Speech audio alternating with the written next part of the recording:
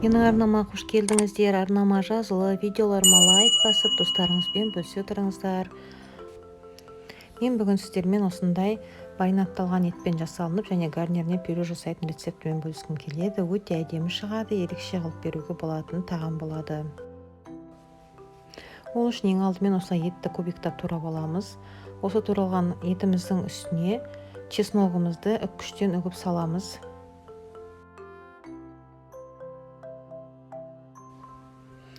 Және енді осы етіміздің үстіне 3 ас қасық соя соусын құямыз. Және 1 шай қасық тұзымызды салып, осыны жақсылап тұрып әбден ерігенше қазір араластыратын боламыз. Осы етімізді маринадта 30-40 минутқа, даже 1 сағатқа қалдырамыз. Міне етіміз маринадталып болды, 1 сағат тұрды менде. Енді бір пиязымды осылай жақсылап тұрып турап, бір ыдысыма алдын ала жаңа овощтарымды турап бәрін дайындап алдым. Және болгар бұрышын де турап бөлек ыдысыма, және де помидорды турап дайындап алдым. Егер сіздерде помидор жоқ болса, томат сала берсеңіздер болады, помидорды пайдаланбасаңыздар да болады. Және сондай-ақ морков болса, морков салуға болады. Менде болмаған соң салмадым. Енді мен қазір табама майымды құямын. Майым қызып бола келген кезде етімді маринадымен түгелмен салып жіберемін. Етті салып, араластырып, бір 10 минуттай өзін осы майда қуырамын.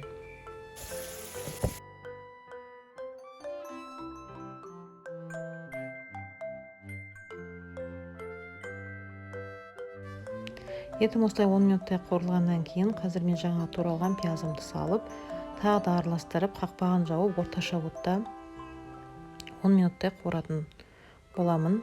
Мына 10 минуттай етім қуырылды пиязбенен. Енді қазір осының үстіне помидорымды салып жіберемін. Егер сіздерде помидор болмаса, осы жерде 2 ас қасық томат салып жіберсеңіздер болады. Және жақсылап тағы да әбден помидор мезілгенше қуырамын. Бір 10-15 минуттың шамасында. 10-15 минут қуырылғаннан кейін енді қазір мен үстіне туралған капуста. 150-200 граммдай капустаны турап, ірілеу қылып осылай етпен бірге қуырасыздар.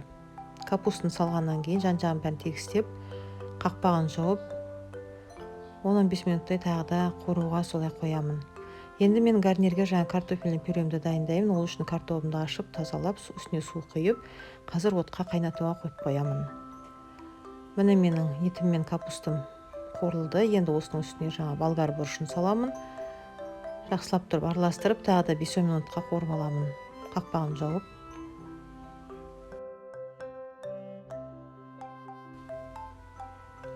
Міне енді әбден овощтармен қуырылған етімнің үстіне қазір мен ыссы су құямын. Етім батып тұратындай қалып ыссы су құйып шығамын. Және соңықтай дәміне қарай тұзымды, бұрышымды және кориандрымды салып, өздеріңіз қалаған кез келген приправаны салуға болады. Мен өзіме ұнайтын болған соң кориандрды жиірек пайдаланамын. Міне осыны әбден жақсылап араластырып, астын жай отқа қойып, кішкене етіміз толық піскенге дейін жаймен жай отта бұқтыратын боламыз.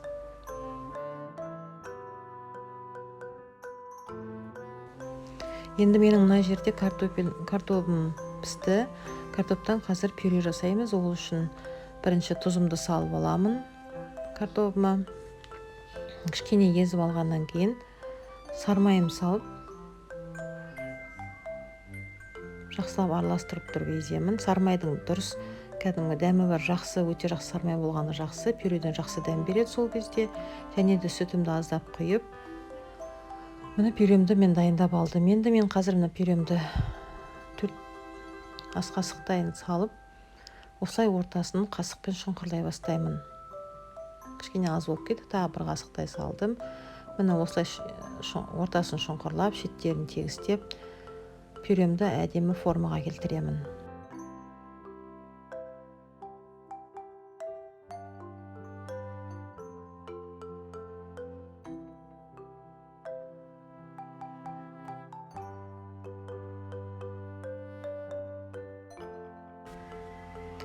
Міне осылай мен барлық картоптарымды салып алдым тарелкамен. Енді менің қазір подливым дайын. Етпен салған.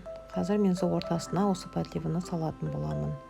Міне көріңіздер, өте әдемі, өте дәмді шығатын жақсы подлива болды. Осылай маринадталған етпен жасасаңыздар, етіңіз бұдан да гөрі күндегі жасағаннан гөрі де дәмдірек болатын болады. Жасап көріңіздер, достарыңызбен бөлісіңіздер.